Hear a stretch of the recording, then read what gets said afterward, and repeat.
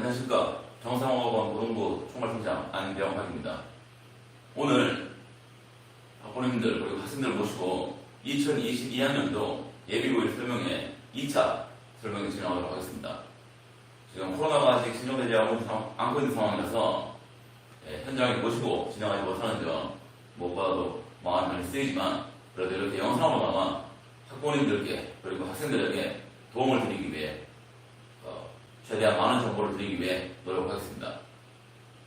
지금부터 2차 설명회 진행할 건데 오늘 설명회 초반부에는 지난 1차 설명회에서 말씀드렸던 부분들을 한 번 더 말씀을 드리려고 합니다. 학생들도 학부모님들께서도 정말 꼭 아셔야 되고 분명히 아셔야 그리고 그로 인해서 그 후에 행동으로 이어질 수 있기 때문에 다시 한번 강조드리기 위해 반복하는 점 먼저 말씀드리고 시작하겠습니다. 오늘 설명회에서는 1차 설명에서 말씀드렸던 고등학교 입학하기 전에 아이들이 뭘 준비해야 하는지 그리고 저희가 아이들이 준비하는 과정을 돕기 위해서 반배정부터 시작해서 겨울방학 동안에 어떤 공부를 어떻게 시키려고 하는지 이 부분에 대해 초점을 맞추고 설명을 진행하도록 하겠습니다. 자, 제일 먼저 설명드릴 건 지난 1차에서도 말씀드렸지만 고등학교 입학 후에 성적 변화에 대해서 말씀을 드리려고 합니다. 이 말씀을 지금 두 번에 이어서 설명을 드리는 이유는 많은 아이들이 고등학교 입학하고 나서 열심히 하면, 즉 중학교 때는 열심히 하지 않지만 고등학교 입학 후에 열심히 하면 고등학교 입학 후에 좋은 성적을 낼 수 있다라는 기대를 가지고 있는 걸 알기 때문에 분명한 현실을 알고 그리고 그에 맞게 준비해 줍시다 강조드리려고 한 번 더 말씀을 드립니다.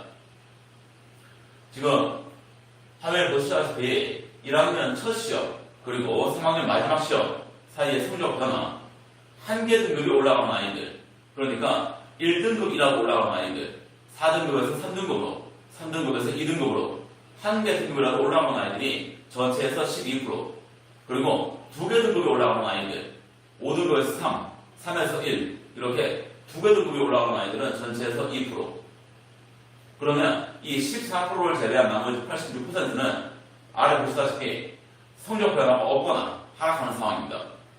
이거를 아이들이 먼저 분명하게 알아야 합니다. 특히 광주 관내에서 경화여고, 중앙고 쪽을 지원하려고 하는 학생들은 그 중에 특히나 학습머리가 뛰어난 아이들 이 아이들이 좋은 분위기에 가서 나도 열심히 하면 성적이 올라가지 않겠느냐 이 생각할 수 있는 거는 이해는 100번 합니다. 하지만 현실은 보시다시피 한 개 등급 올라가는 게 전체에서 12% 그리고 두 개 등급 올라가는 아이들이 전체에서 2%입니다. 가능성이 너무나 적다는 것. 이것을 인식하시고 우리 아이들도 부모님들도 첫 중간고사 그리고 첫 모의고사 이 두 개가 지금부터의 학습 목표여야 합니다. 제가 고등부 강사를 하면서 현장에서 15년 이상 아이들을 가르치면서 같이 함께 경험하고 있지만 고등학교 올라가서 성적이 눈에 띄게 올라가는 아이들은 한 해에 2~3명밖에 안 나옵니다. 정말 좋습니다. 대부분의 아이들은 처음 봤던 성적 그대로 졸업하는 경우가 정말 대부분입니다. 그리고 그렇게 되는 가장 큰 이유는 아이들이 중학교 때 공부했던 버릇을 고등학교 올라가서도 그대로 가져가기 때문입니다. 부모님들께서는 정말 잘 아실 겁니다. 버릇을 바꾸는 게 얼마나 어려운지. 습관을 바꾼다는 건 정말 엄청난 노력 또는 엄청난 계기가 있어야만 합니다. 하지만 대부분의 아이들은 그것을 얻지 못하기 때문에 대부분 습관을 그대로 유지하고 계속 했던 식으로만 공부하기 때문에 성적 향상이 이루어질 수 없는 겁니다. 여기에서 습관이란 가장 첫 번째가 아이들이 시험 대비를 하는 기간입니다. 공부하는 기간. 우리 아이들 중학교 때 내신 대비한 기간 물어보면 4주 이상 한 애들은 정말 한 반에 한 명 거의 없습니다. 공부 좀 한다는 애들이 보통 2주고 대부분의 아이들은 한 1주 그리고 적지 않은 애들이 벼락치기 합니다. 그런데 그렇게 함에도 불구하고 중학교 때는 성적이 나온다는 게 문제죠. 중학교 때 그렇게 공부해서 성적이 나왔으니까 고등학교 와서 머리로는 그렇게 공부해서 성적 안 나오는 거 알지만 습관이 몸에 배웠기 때문에 일찍 시작하려고 해도 시작이 안 되고 결국은 미루다 2주 놔두고 또는 1주 놔두고 시험 공부를 하게 되고 그럼 그 결과 성적은 안 나오고 첫 시험에서 성적이 안 나오고 아이들이 제일 먼저 하는 말 다음 시험은 반드시 일찍 시작한다. 하지만 막상 다음 시험 시작할 때 되면 시작 일찍 못합니다. 그리고 결과는 첫 시험과 마찬가지로 나오고, 그만큼 습관이 무섭기 때문에 아이들은 반드시 지금부터 내년 3월 말 첫 중간고사를 시작하기 전까지 중간고사 공부를 먼저 해야 합니다. 그러면 시험 범위도 안 나온 시험을 어떻게 공부하느냐? 국어도, 영어도, 수학도, 사회도, 과학도 모두 1학기가 범위는 대략적으로 정해져 있고, 그리고 특히 영어 같은 경우는 범위가 아니라, 즉 중간고사 시험을 직접적으로 준비하는 게 아니라 실력을 올리는 게 중요합니다. 중학교 때는 실력이 조금 부족해도 내신 기간 때 열심히 하면 성적을 만들 수 있는 거 압니다. 하지만 고등학교 시험은 실력이 없는데 내신 기간에만 열심히 한다고 성적이 나올 수 있는 시험이 아닙니다. 그러니까 우리 아이들 지금부터 내년에 처음 치를 모의고사, 중간고사를 대비해서 실력을 올리는 것, 이것을 꼭 시작해야 됨을 한 번 더 강조해서 말씀드립니다.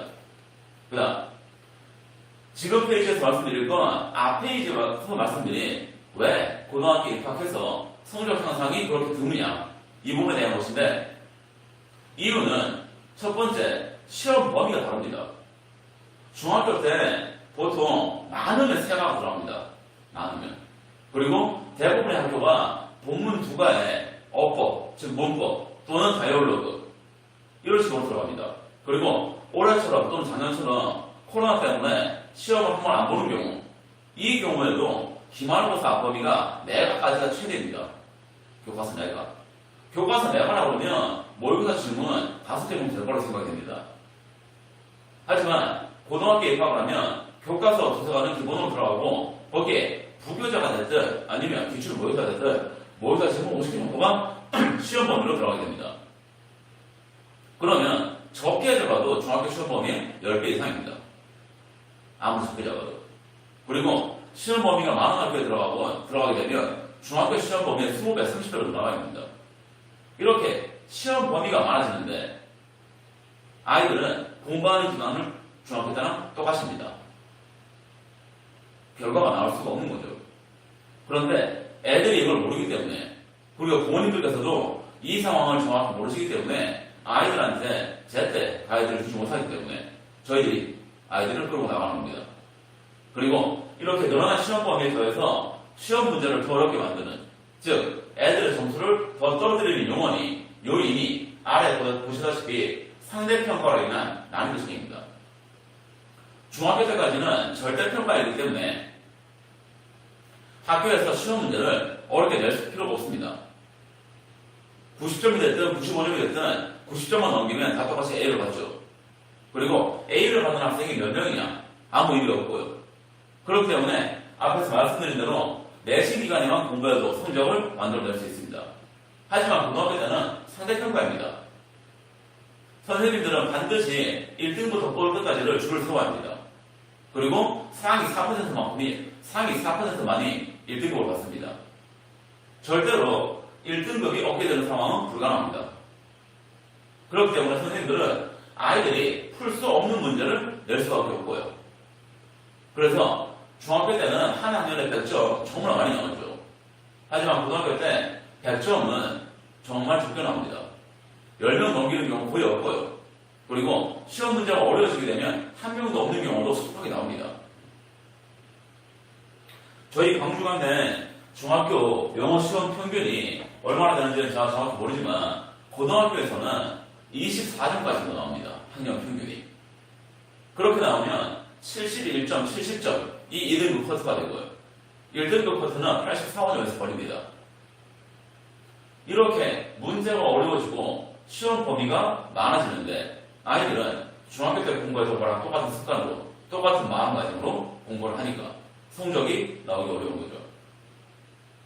저희는 당연히 이 부분을 알고 있기 때문에 시험 대비 들어가기 전부터 아이들에게 정신교육을 하고 시험 대비 들어가면 아이들이 조금이라도 더 따라오게, 더 소화해서 흡수하게 돕기 위해서 노력을 하고 있는 거고요.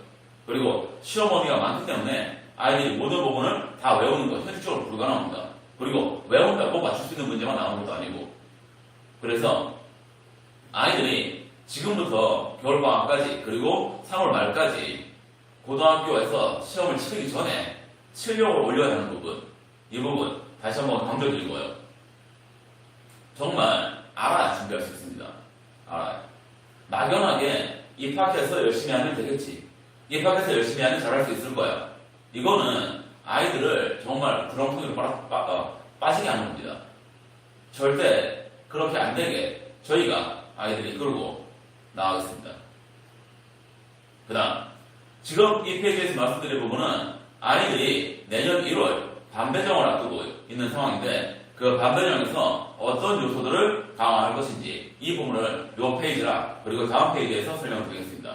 첫 번째 반배정 일정은 10월 1차 반배치고사 이미 받고요. 그 다음 12월에 아이들이 기말고사를 마치는 시점에 2차 반배치고사를 볼 계획입니다. 그리고 내년 1월과 2월에 현재로서는 1월 15일, 2월 12일 토요일에 모의고사를 볼 계획입니다.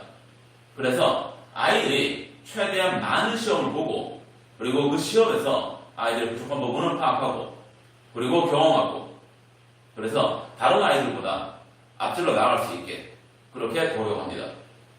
부모님들께서는 분명히 아시겠지만 시험도 많이 볼수록 잘 봅니다. 하지만 광주시내 고등학교는 1년에 2번 모의고사 봅니다. 이래서는 아이들이 시험을 제대로 풀어낼 수 있는 기본적인 역량, 시간 안에 문제 푸는 것, 그 다음 단위별로, 구역별로 시간 배정해서 그 안에서 시간을 줄여 나가는 것, 이것을 연습할 수 없기 때문에 저희 학원에서 정기적으로 내신 대비를 하는 기간 외에는 항상 모의고사를 매달 치러서 아이들에게 최대치의 경험을 쌓아주고 그리고 아이들이 그 안에서 경쟁을 통해서 더 성장할 수 있게 도와주려고 합니다. 그리고 이번 페이지에서는 내년 1월에 있을 반배정을 앞두고 그 반배정에 대해서 설명을 해드리려고 합니다. 첫 번째, 1, 2차 반배치고사 성적. 지난 10월에 봤던 1차, 그리고 다음 달 12월에 볼 2차 반배치고사 성적을 기준으로 하고요. 그 다음 두 번째는 올해 아이들이 저희 학원에서 봤던 모든 모의고사 성적. 이것을 평균 점수 또는 향상, 하락, 이 부분을 참고할 것이고, 그 다음 세 번째, 성실도, 수행도 등 중성평가. 성실도는 아이들의 과제를 생각하시면 가장 분명할 것 같고요. 그 다음 수행도는 단어 생각하시면 될 것 같습니다. 그리고 정성평가란 이것들을 바탕으로 해서 담임 선생님들께서 아이들의 성장 가능성에 대해서 평소 태도에 대해서 코멘트를 주실 거고 이 부분을 반영할 것입니다. 그리고 마지막 진학고등학교 반영할 것입니다. 진학고등학교를 반영하는 이유는 아이들이 내년 1월에 반배정을 받고 나면 그 후로는 담임 선생님 변경 없고 수업 시간, 요일 변경 없이 그대로 쭉 가면서 정규 수업과 내신 대비 수업 둘 다를 할 수 있게 하기 위함입니다. 고등학교 공부는 시험은 선생님께서 아이의 부족한 부분을 분명히 알고 있어야만 그래야 그 부분을 채워줄 수 있기 때문에 최대한 담임 선생님 변경 없이 아이들이 한 선생님께 배워서 부족한 부분을 채울 수 있는 상황을 만들기 위함입니다. 그래서 밑에 보시다시피 최고의 전문성을 갖춘 환경에서 학습할 수 있게 대면 상황을 만들려고 합니다.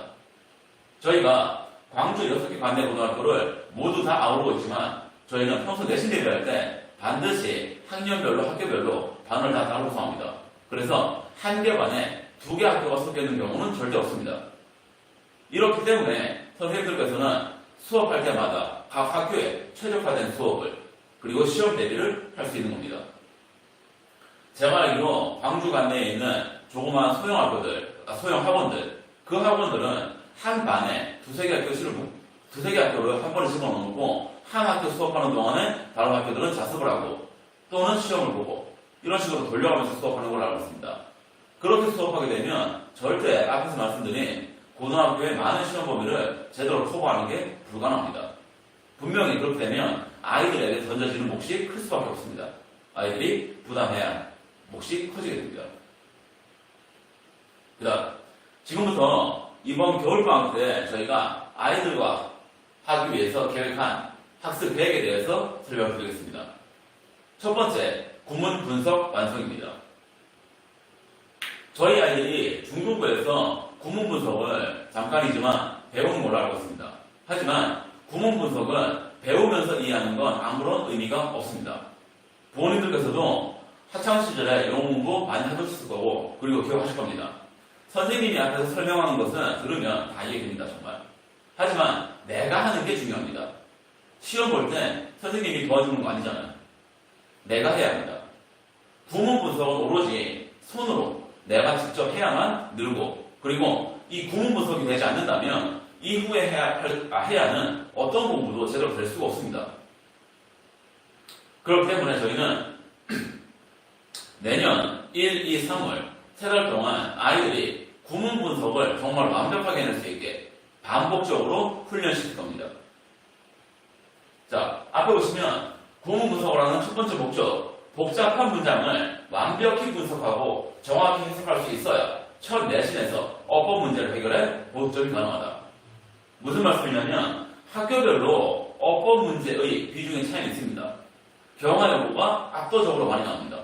그리고 광주고는 한 문제 또는 두 문제가 나옵니다.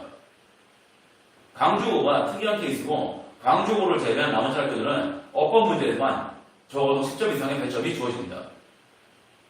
그런데 고등학교 어법 문제의 특징은 중학교 때는 시험 범위에 들어가 있는 문법만 분명하게 이해하면 그 문법을 이용해서 내는 문제를 예측하고 시험 문제를 풀 수 있지만, 고등학교는 시험 범위에 들어있는 글에 들어있는 모든 어법이 시험 범위가 됩니다.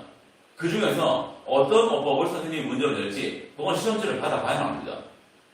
그렇기 때문에 아이들이 어떤 어법 문제를 시험지에서 받든 풀 수 있게 하기 위해 구문 분석을 가르치는 겁니다.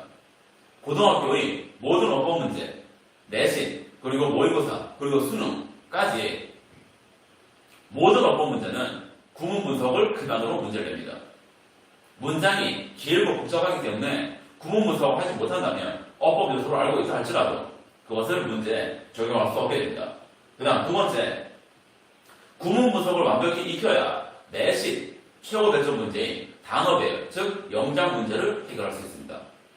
지금 최근 고등학교 광주 관대고등학교 내신 문제 흐름을 보면 서술형에서 시험 범위에 있는 글에 있는 문장을 그대로 쓰시오 라고 하는 문제도 나오지만 점점 변형을 많이 하고 있습니다.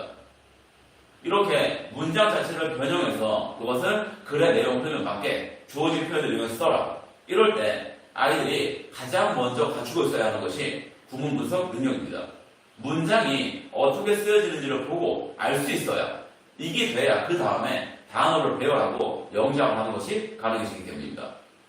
지금 위에서 말씀드린 어법 문제, 그리고 지금 말씀드린 단어 배열 영작 문제, 이것만 합쳐도 적어도 30점에서 40점입니다. 이 점수를 확보하지 못할 경우 학교 내신 시험에서 보득점을 받고 높은 등급을 받는 것, 그것은 불가능합니다. 그래서 이번 겨울방학 1월, 2월, 3월 3달 동안 아이들이 구문 분석에 집중하고 손에 완전히 익힐 수 있게 저희가 가이드하겠습니다. 그 다음 세 번째, 아이들이 학년이 올라갈수록 모의고사에 나오는 글들이 길어집니다. 하지만 길어지는 게 포인트가 아니라 문장이 길고 복잡해지는 것, 이것이 중요하죠. 그랬을 때 우리 아이들처럼 고등학교 입학 전에 구문 분석을 완벽히 익히고 그에 맞춰서 문장을 분석할 수 있는 능력을 갖춘다면 학년이 올라가면서 시험 문제가 어려워지고 문장이 복잡해진다 할지라도 그것을 해결할 수 있는 능력을 갖추게 됩니다. 그래야만 모의고사에서 고난도 문제를 해결하고 고득점을 받을 수 있게 됩니다. 부모님들께서 분명히 영어 공부에서, 적어도 대한민국 수능 영어 공부에서, 내신 공부에서 구문 분석이 얼마나 중요한지에 대해서는 충분히 익히 아실 거라고 생각합니다. 다만 아이들은 모르기 때문에, 그 다음 아이들이 이걸 손으로 직접 하려면 상당히 힘듭니다. 문장을 하나하나 분석하고 그 문장 안에서 각 단어의 역할을 파악하고 그리고 일일이 다 손으로 적고 정말 힘듭니다. 저도 처음 배울 때 정말 힘들게 배웠습니다. 하지만 분명히 배우고 나서 익히고 나면 정말 누구도 해줄 수 없는, 누구도 가질 수 없는 큰 무기를 가지게 된다는 것 한 번 더 강조해 말씀드리고, 그 다음 이번 페이지에서 말씀드릴 건 어법입니다. 앞에서 말씀드린 대로 고등학교 시험 문제에서 어법 문제는 항상 나오고 그리고 배점이 크기 때문에, 그리고 또 하나 다른 고난도 문제에 비해서 해결하는 것이 상대적으로 쉽고 빠르기 때문에 아이들이 내신 시험에서 어법 문제를 반드시 풀어 맞출 수 있게 겨울방학에 준비시킬 것입니다. 입학 전 어법을 완성해야 첫 내신 대비할 때 아이들이 고생을 덜 할 수 있습니다. 앞에서 말씀드린 대로 시험 범위가 워낙 많기 때문에 그 많은 범위의 본문들을 다 외우는 건 불가능합니다. 그런데 그 상황에서 어법 관련된 것까지 외워야 한다면 아이들이 해야 할 것이 너무 많았습니다. 그래서 시험 대비 들어가기 전에 아이들의 어법 실력을 만들려고 합니다. 그 다음 내신 시험에서 항상 높은 점수가 어법 문제 배정됩니다. 그래서 틀리게 되면 보득점이 불가능합니다. 그 다음 모의고사에서는 어법 문제는 반드시 빠르고 정확하게 자신감을 가지고 해결할 수 있어야 합니다. 최근 모의고사에서 어법 문제는 대부분 2점이 배정됩니다. 하지만 그 2점이 다른 어떤 문제보다도 확신을 가지고 획득할 수 있는 점수라는 것. 이것을 꼭 아시고 아이들도 분명하게 인지하고 겨울방학 동안에 어법을 끝내야 한다는 것 다시 한번 말씀을 드립니다. 그리고 지금 다음 페이지부터 실제로 이번 2학기 중간고사 때 광주 관내고등학교에서 출제되었던 기출문제를 가지고 아이들이 어법 공부를 어떻게 왜 해야 하는지를 설명을 좀 드리겠습니다. 지금 논술형 2번 문제고요. 5개의 선택지 중에 틀린 것을 3개를 찾아서 바르게 고치라고 주어진 문제입니다. 이 문제의 경우는 잘못된 것을 찾긴 했지만 바르게 고치지 못하면 점수를 얻을 수가 없습니다. 즉 잘못된 것 파악하고 그것을 바르게 고치는 것까지 해야 2점을 얻을 수 있는 문제입니다. 지금 보시면 A, B, C, D, E 들어가 있는데 이 선택지들의 공통점은 문장들이 여기에서 시작해서 여기까지 그 다음 여기부터 시작해서 여기 그 다음에 여기에서 시작해서 여기까지 길게 이어지는 문장들을 썼다라는 것. 지금 C에 있는 her 요 한 문제만 상대적으로 짧은 문장이 주어진 거지 모두 다 긴 문장이 주어졌다는 것. 이것이 아까 제가 앞에서 말씀드린 고등학교 어법 문제를 풀기 위해 구문 분석을 익혀야 하는 이유에 해당이 됩니다. 지금 A 선택지가 요구하는 것은 it, is, that 강조입니다. 이것도 앞에서 it을 주어로, was를 동사로, her, pretty face를 주격 보어로 파악하고 들어오게 되면 이 that부터의 역할을 잡을 수가 없게 됩니다. 이 경우에 아이들이 이때 구조라는 문장 구조를 분명히 알고 있는 상황에서 이 it을 가주어로 그리고 her, pretty face 이것이 결국은 이 문장 전체의 주어라는 것. 다만 이때 강조를 받으면서 위치가 바뀌었다는 것. 이것을 알 수 있어야 해결할 수 있는 문제가 되고 그 다음 두 번째 있는 이분도어는 여기 she부터 시작해서 dropps까지 이어지는 긴 문장 안에서 접속사 이분도어가 들어가야 하는 이유를 알아야 하는 겁니다. 죄송합니다. 여기에 princess까지 이어지는 거네요. 그 다음에 C에 있는 her는 보시다시피 she did her work cheerfully 라는 하나의 문장이 끝나고 접속사 and로 이어지면서 동사 made가 나왔는데 made가 오형식 동사니까 여기가 목적어의 자리고 그 다음 목적어 보호 자리인데 목적어인 her가 주어인 she와 같다는 거죠. 그래서 her가 아니라 her랑 her로 바꾸라고 요구하는 것이고 그 다음 뒤에 있는 win 같은 경우는 여기에 있는 is가 동사라는 걸 알아야만 동명사 win으로 바꾸어서 주어를 만들어 줄 수 있는 겁니다. 지금 이 D 유형의 문제는 고등학교 모의고사 문제에서도 계속 출제가 되고 있고 고3 수능 문제에서도 계속 출제가 되고 있는 유형입니다. 여기 보시다시피 삽입해서 집어넣은 부분을 빼면 상대적으로 조금 더 쉽게 보이는 문제이고요. 그 다음에 E의 that을 보시면 문장이 if부터 시작하는데 접속사 if가 나오고 주어 동사 목적어가 나오고 전치사 구가 나오고 그리고 주어가 나오고 나서 그리고 동사가 나오게 됩니다. 그랬을 때 큰 시도에 목적어가 없는 부분 그 다음에 그 뒤에 보시면 others say라고 새로운 주어 동사 절이 나오게 됩니다. 그런 상황에서 주어 동사가 새로 추가가 되기 때문에 이 자리에는 접속사가 들어가야 합니다. 그리고 또 하나 say의 목적어가 되기 때문에 명사 두 개 역할을 할 수 있는 관계대명사 what을 요구하는 겁니다. 조금 빠르게 설명을 드렸지만 보시다시피 5개의 선택지 모두가 문장의 구조를 파악할 수 있어야 풀 수 있는 문제로 출제한 겁니다. 그 다음에 이 문제는 마찬가지 이번에 서술형으로 나온 문제인데 보시다시피 글을 주어지고 글의 특정 부분에 빈칸을 뚫고 그리고 이 빈칸에 쓸 수 있는 표현들을 주고 그리고 그 아래 조건을 준 겁니다. 이 조건을 주는 이유는 조건에 맞지 않는 경우 오답 처리하기 위한 거예요. 그리고 답을 하나로 만들기 위한 방법입니다. 보시다시피 보기의 단어나 어구를 밑줄 친 A 또는 B에 모두 한 번씩만 사용해라. 그리고 문맥에 맞게 완성해라. 그 다음 두 번째, B에는 한 단어만 추가하고 A에는 추가하지 마라. 즉 주어진 단어로만 문장을 만들어라. 그리고 필요한 경우 형태를 변형해라. 즉 여기에 주어진 표현들 중에 형태를 바꿀 수 있는 건 동사 아니면 형용사가 될 것인데 보시다시피 형용사가 없으니까 동사를 바꿔라 라고 요구하는 문제죠. 지금 이 문제의 특징은 뭐냐면 이 글에서 감정적으로 흥분했을 때 해야 할 것으로 주장하는 바는 그 상황에서 스스로를 분리시키는 겁니다.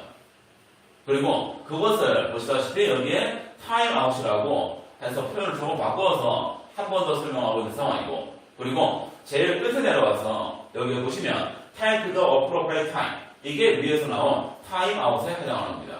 그래서 타임아웃을 너가 가지게 되면 너의 감정을 분명하게 알 수 있는 시간이 너가 확보하게 되는 것이고 그러면 여기 A, B에 들어가는 것은 너가 너의 감정을 분명히 다이제스트하고 애너라이즈 함으로써 가질 수 있는 긍정적인 결과를 쓰라고 요구하는 것입니다.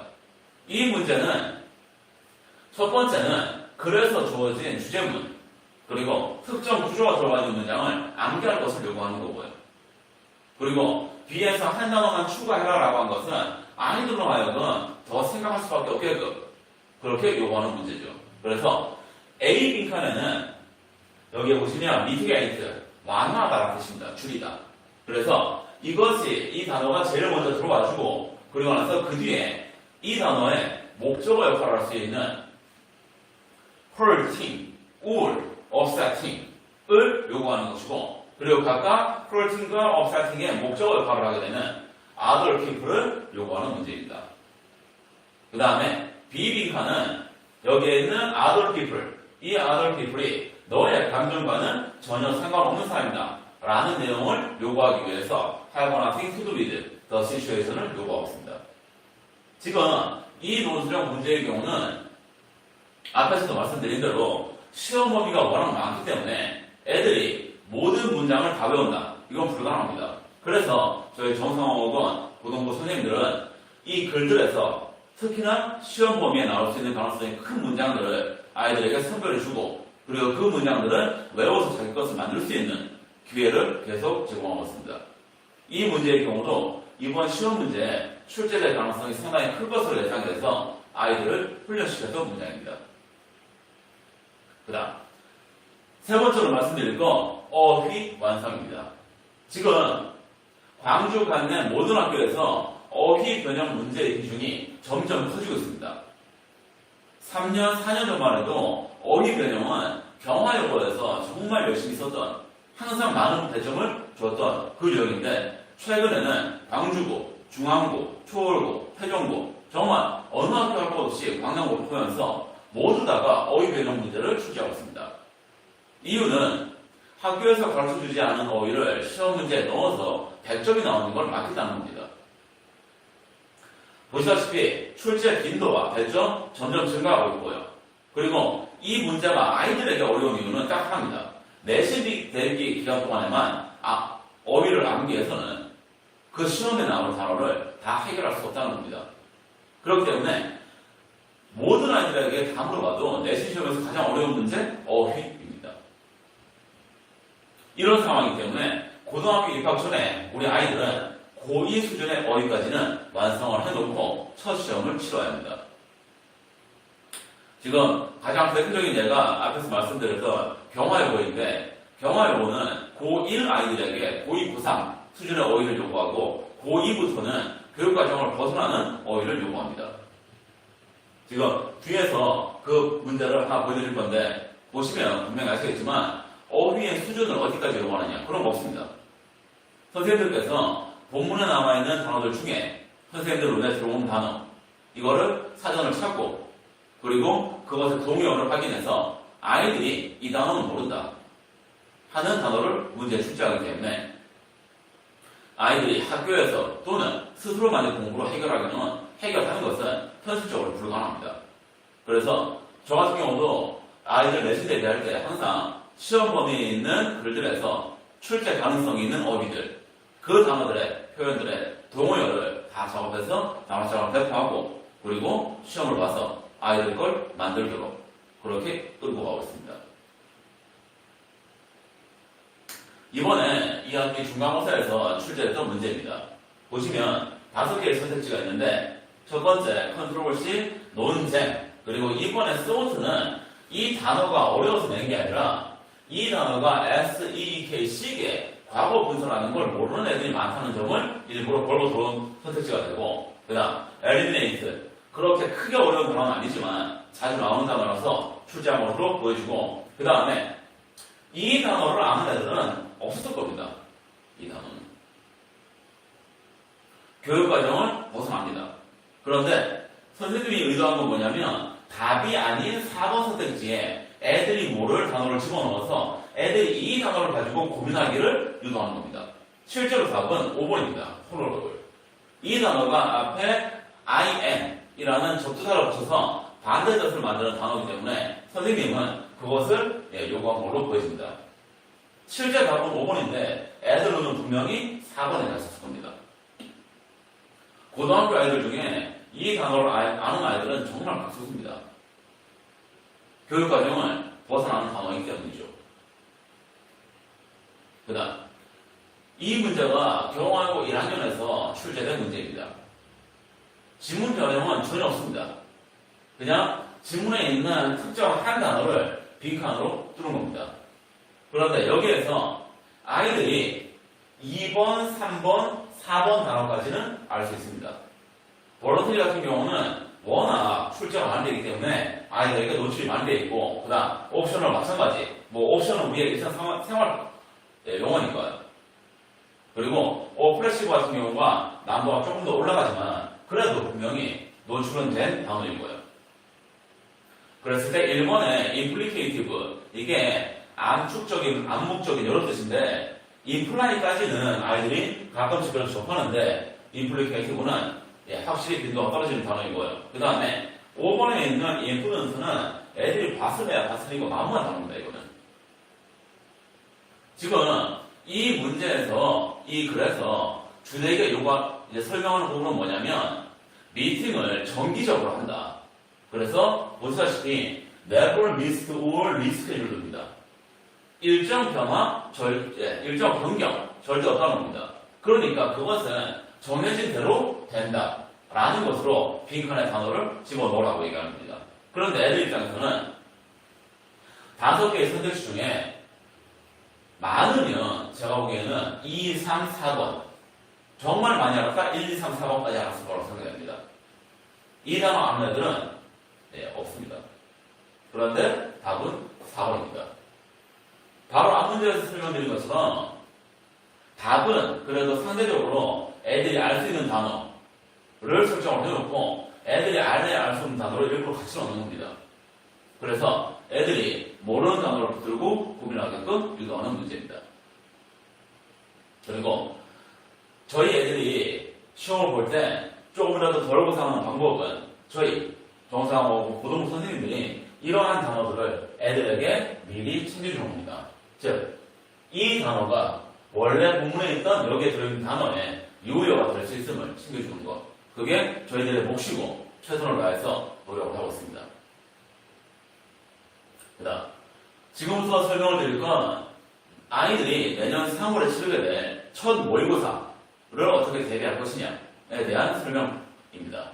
첫 번째, 앞에서 설명드린 대로 구문 분석을 완성을 할 것이고 그리고 그를 통해서 빠르고 정확하게 해석할 수 있는 능력을 향상시킬 것입니다.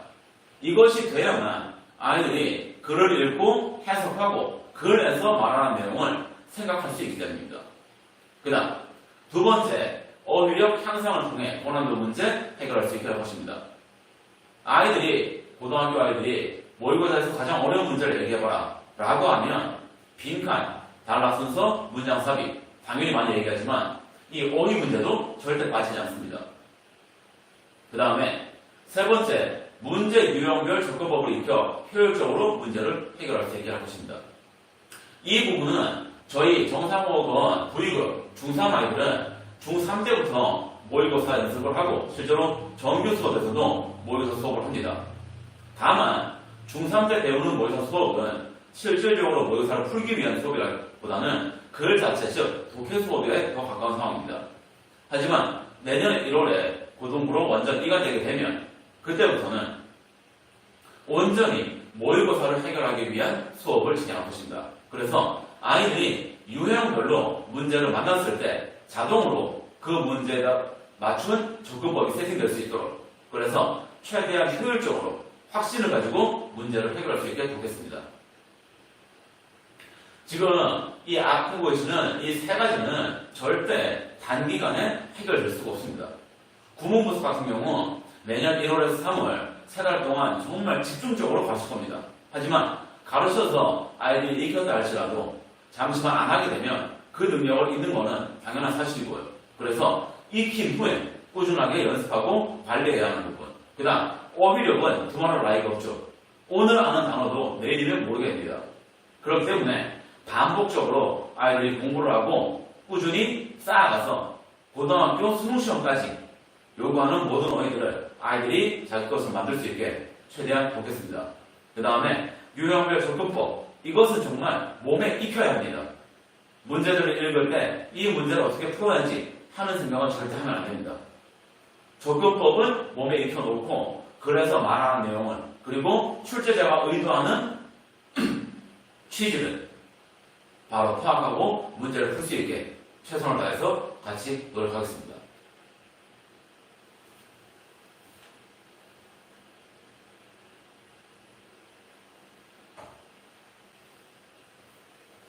그리고 지금 페이지에서 말씀드릴 건 아이들이 너무나 중요하게 생각하고 준비해야 하는 내년 첫 중간고사 대비 계획입니다. 첫 번째는 철저한 학교별 수업을 진행합니다. 앞에서 이미 말씀드린 대로 저희 학원은 광주 관내 6개 고등학교를 다 아우르었습니다. 하지만 그 어떤 학교도 다른 학교와 섞여서 수업을 하는 경우는 없습니다. 더군다나 저희는 아이들의 인원수가 되기 때문에 한 학교도 레벨을 나누어서 반을 만들 수 있습니다. 그래서 학교별로 레벨별로 반을 배정해서 최고의 전문성을 확보할 것입니다. 똑같은 수업이라 할지라도 선생님이 얼마나 집중할 수 있느냐, 이것은 수업에서 확연한 차이를 만들기 때문에 저희는 모든 선생님들께서 한 개 한 개 학교에 최대한 집중해 수업 시험 대비를 할 수 있게 자료를 준비하실 수 있게 그 환경을 만들어 놨습니다. 그 다음 두 번째, 일요일 정규고학. 앞에서 말씀드렸던 대로 시험 범위가 너무나 많기 때문에, 그리고 시험 문제가 어렵게 나오기 때문에 월, 화, 수, 목, 금, 토 정규 수업 시간에 수업하는 것 외에 일요일에, 매주 일요일에 정규 보강을 진행해서 애들이 최대한 많이 반복할 수 있게, 그리고 글에 대해서 최대한 깊이 있게 공부할 수 있게, 또 하나 공부한 것을 항상 체크, 즉 테스트를 할 수 있게 일요일에 정규 보강을 진행하고 있습니다.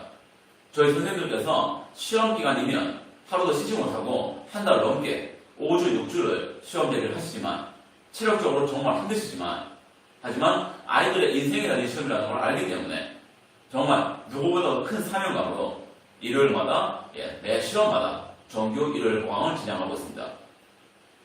그 다음에 단연간의 기출문제를 풀이해 줄 수 있습니다. 무슨 말씀이냐면 저희 학원은 광주 관내 6개 학교를 모두 다 아우르기 때문에 각 학교의 기출문제를 다 확보하고 있고, 이것이 아이들한테는 너무나 중요한 정보가 됩니다.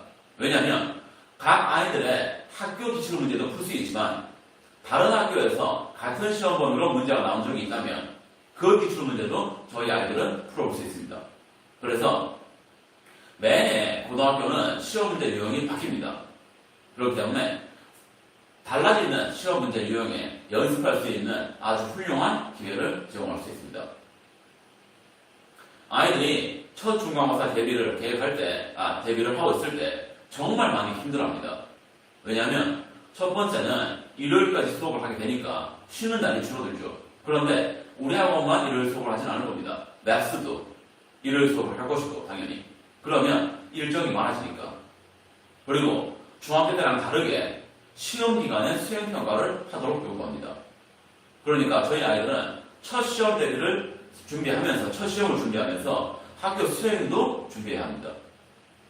이렇게 해야 할 게 많아지는 상황에서 우리 아이들이 버티고 나아갈 수 있게 하기 위해서, 그리고 고득점을 만들어내게 하기 위해서 제일 먼저 말씀드린 철저하게 학교별로 수업을 진행하고, 그 다음 아이들의 시험에 최적화된 정보를 제공하기 위해서 정말 잠 안 자고 노력하고 있습니다.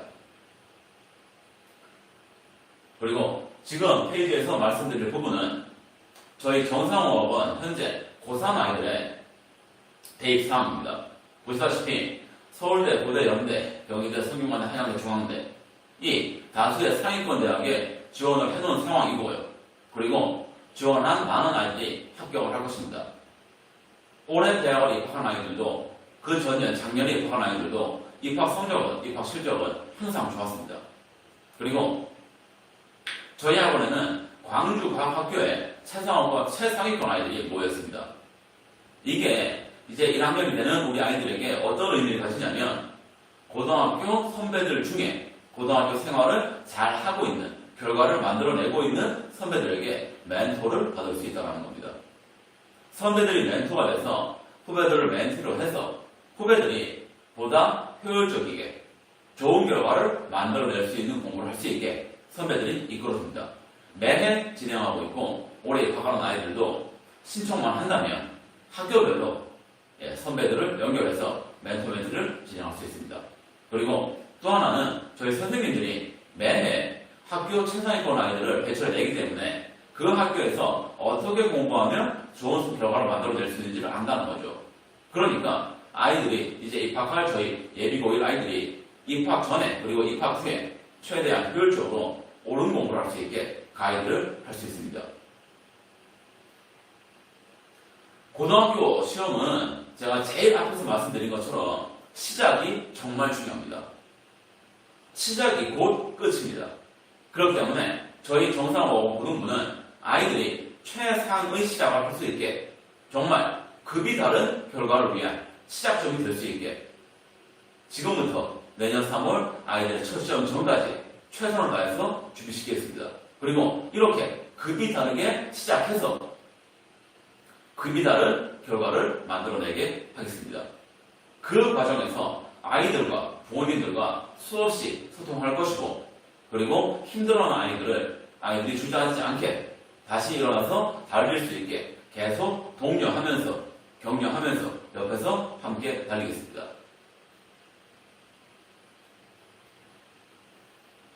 지금까지 2022학년도 예비고1 2차 설명회를 진행했습니다.